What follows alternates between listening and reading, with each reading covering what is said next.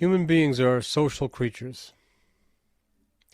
And people who are genuinely drawn toward God almost always sense something else at the same time. That a relationship with God is not meant to be lived purely in private, purely in isolation, purely inside one's own head.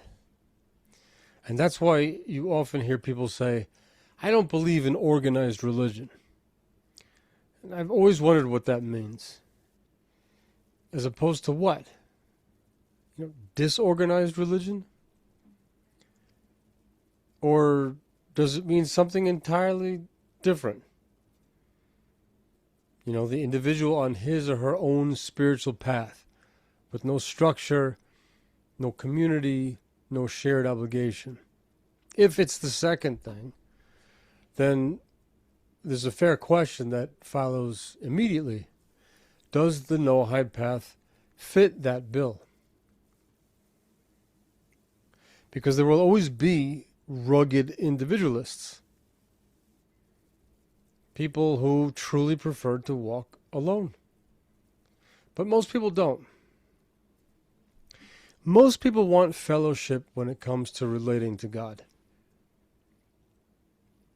They want community, prayer, shared meaning. And after the previous talk, a deeper and more vulnerable question emerged. Not simply, do I belong? But something closer to, how do I actually live this Noahide path with other people? We're not talking about online or theoretically, but as a human being who wants a real relationship with God without pretending to be Jewish, without imitation, without drifting back into idolatry. That's the question we're answering tonight. Carefully, honestly, and hopefully without slogans. Although forgive me if one pops up. They make for good sound bites. See, Judaism does not say figure it out on your own. And it does not say copy Jewish life, just remove the commandments. It's like diet ice cream. But no. And these two errors account for most of the confusion that people have. The Torah actually gives something very precise. There is a defined set of 7 categories of law, the 7 mitzvot of B'nei Noach, that apply to all humanity. 7 categories, though, does not mean 7 isolated acts. It's not just 7 things. Each category contains multiple obligations, applications, and positive responsibilities. So these are not vague principles. They're not modern inventions, and they're not left to personal interpretation. The Noahide laws are discussed explicitly in the 5 books of Moses, the Pentateuch, what we call the Torah, in the Tosefta, in the Talmud, in the Rishonim, especially the Rambam, and in the works of later halachic authorities. In other words, Torah does not abandon humanity to spiritual guesswork. At the same time, Torah draws a boundary. What do I mean by that? That a Noahide is not meant to invent a new religion, and is not meant to adopt Jewish ritual life as if roles were interchangeable. And the Rambam is explicit on this point. Either a person accepts the full covenant of Israel, the 613 mitzvot, or he remains within his own Torah, his own covenant, Sheva mitzvot, without adding or subtracting. And this is not rejection, it's not distance, and it's not a lack of love. It's just precision. See, spiritual life in Torah is role specific. You'll see that throughout Judaism itself. We have Kohen, Levi, Yisrael, 3 different types of Jewish status. We have different types of mitzvot that apply to the high priests, to the regular priests, to the Leviim, to those who belong to the category of Yisrael, different mitzvot between men and women, people who live in Eretz Israel and people who live outside of Eretz Israel. So it shouldn't be surprising that there's a different role for Noahides. Same God, same moral worth, same access to God, same human dignity, same moral source, and the same ultimate horizon of humanity turned towards Hashem, facing Hashem. And importantly, the Noahide covenant is the oldest covenant in the world,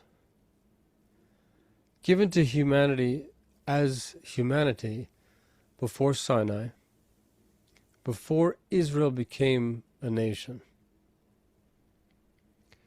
And this matters because it means that the Noahide path is not a concession or a compromise or a spiritual waiting room. It's the original framework for human moral responsibility.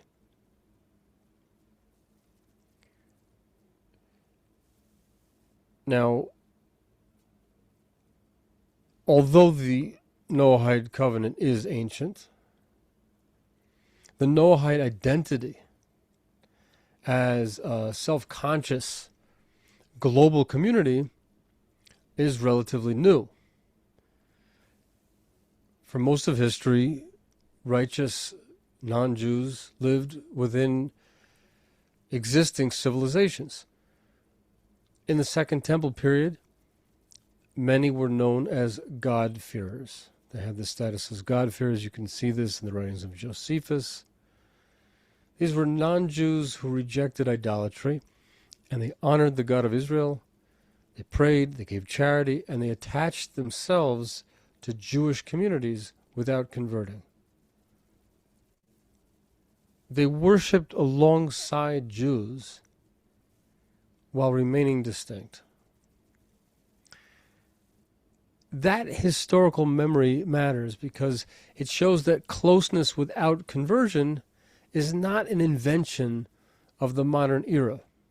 I see all sorts of stuff out there, videos, apologetics, influencers, who would love to say that you don't find the Noahide laws in Torah. This is like a rabbinic invention. This is something new. This is some plot of some kind. But it's not. It's in there.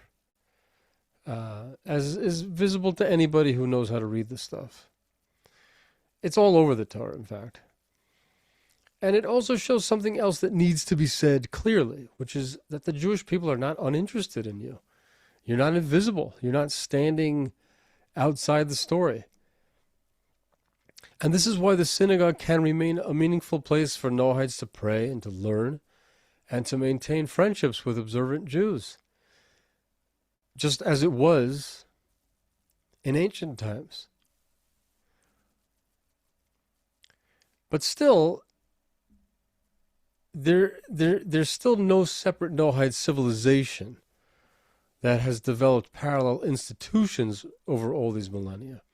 Judaism, by contrast, has had over 3,000 years to develop a full civilizational form, which includes liturgy, calendars, communal structures, educational systems, and so on and so forth. The modern reemergence of Noahide identity is happening after centuries of missionary religion and also, especially in the modern era, intense individualism. So when people ask, where is the Noahide community? The honest answer is, it's still being born. Community comes before structure. A Noahide community is not a synagogue. It doesn't mean you can't join Jewish prayer respectfully without adopting obligations that are not yours. But it also doesn't mean spiritual thinness. Community forms when people gather around obligation, not imitation. And it's important also because there's a lot of people out there who are really trying to make it work on their own. One piece of advice I'd like to give is that DIY or improvised Jewish-style rituals, especially when you're practicing them in isolation, often increase confusion and drift rather than solve those problems. And I think it's also loneliness. What people are usually seeking in those moments is not ritual. They're seeking belonging.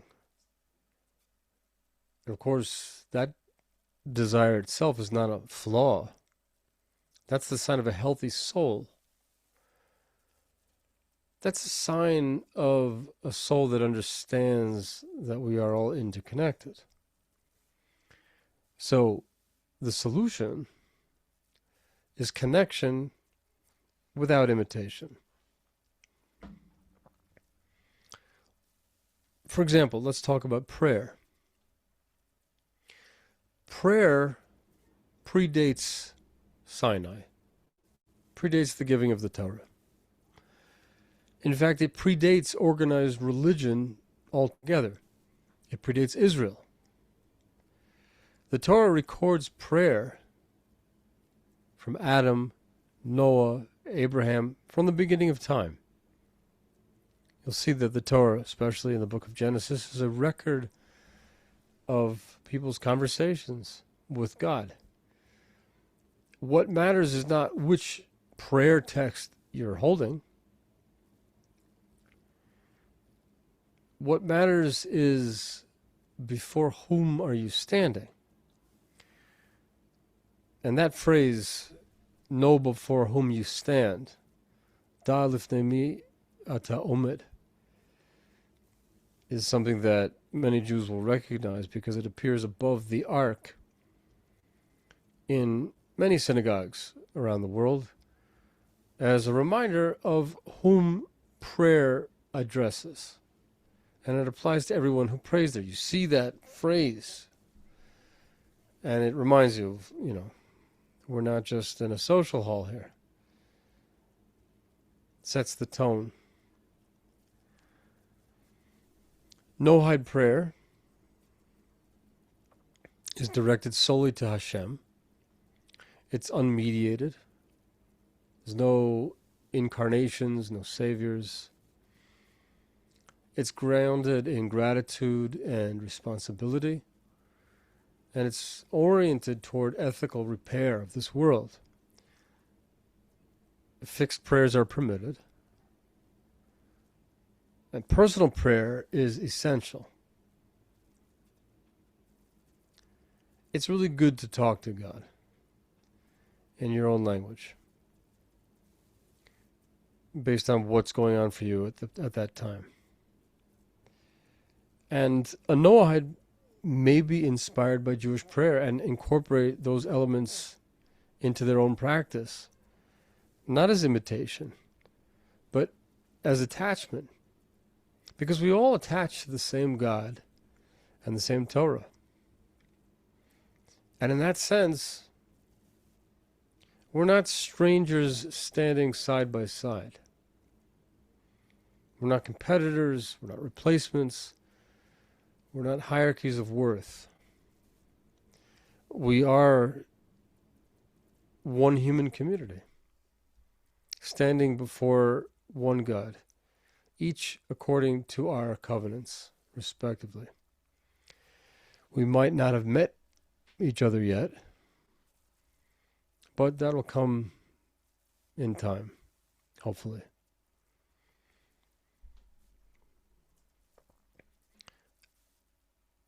Torah study is not off limits. That's another essential element in Torah practice. But for Noahides, Torah study has a very specific direction. They studied Torah to understand their moral obligation and to align action with truth, not to practice Jewish law or collect mitzvot that don't apply to them. We have a statement by Rabbi Meir, who teaches in a passage that is often misunderstood. I'll try to clarify it here. He says, even a non-Jew who engages in Torah study is like the high priest. Now, it's a little confusing, a little complex, because a few lines up from that, the Gemara says that Torah learning is completely off limits.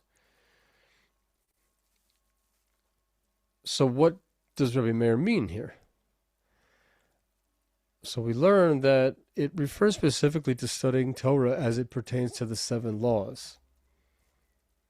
In fact, that same sugya, that same section, sharply limits Torah study when it's disconnected from the specific responsibilities that Noahides have. So Rabbi Meir's statement is not a license for role confusion. It's an affirmation of dignity when study is aligned with obligation. And there's a lot there. I mean, the material that is to be studied in this regard is rather extensive.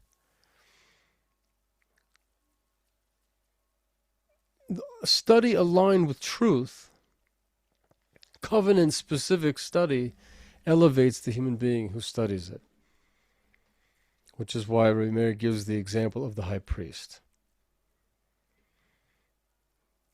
Now, just to review, there are 3 dangers that we are trying to deal with here.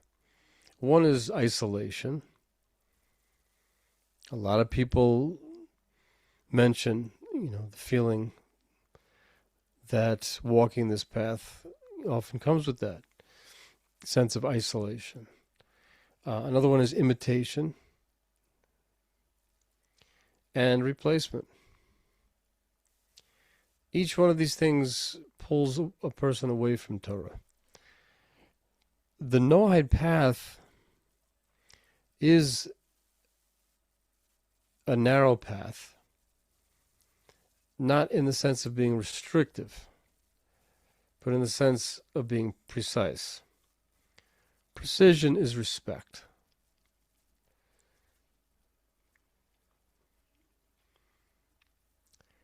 And like I said, there are so many different sources, both written and oral, that serve as our basis for understanding the Noahide laws. Guys, you're going to have to find good teachers, rabbis, teachers who are qualified to give guidance.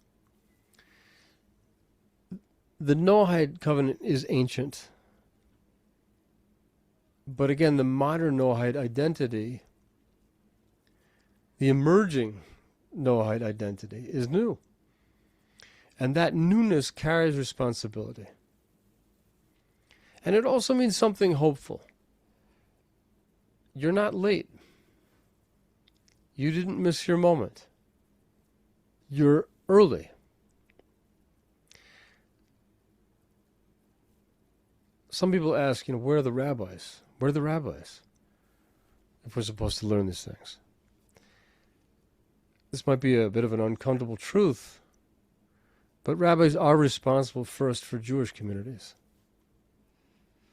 It's not neglect, it's just fidelity to their covenant. Because, as we've explained before, they're not missionaries. But Israel is called a kingdom of priests, which means teaching, not conversion pressure, just getting the word out. And also, at the same time, we like to have things delivered to us. That's just a feature of modern life. It's, you can order in a pizza, you can order whatever you want through Amazon Prime. It just ends up at your doorstep. Spiritual life is not like that. A person has to invest their own effort. The responsibility cannot rest on rabbis alone. The individual walking this path must seek authentic Torah guidance with patience and humility. This future requires shared responsibility. And here's something that's rarely said out loud. There are about 15 million Jews in the world.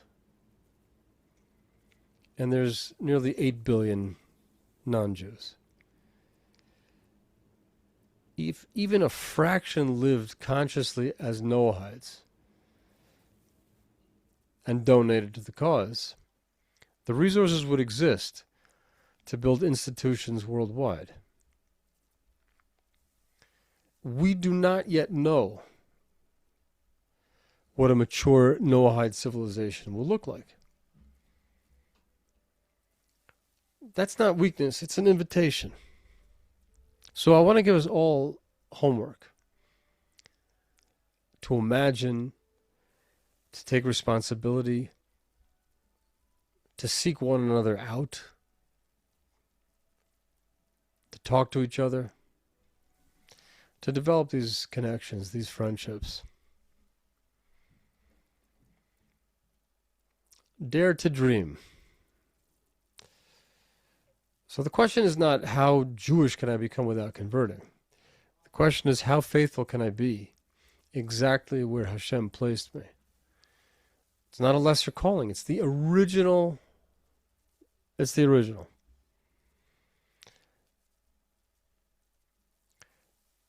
Humanity standing before God aligned together, not erased, not replaced, not absorbed, but faithful. And that, according to our Torah, is how this world is ultimately healed.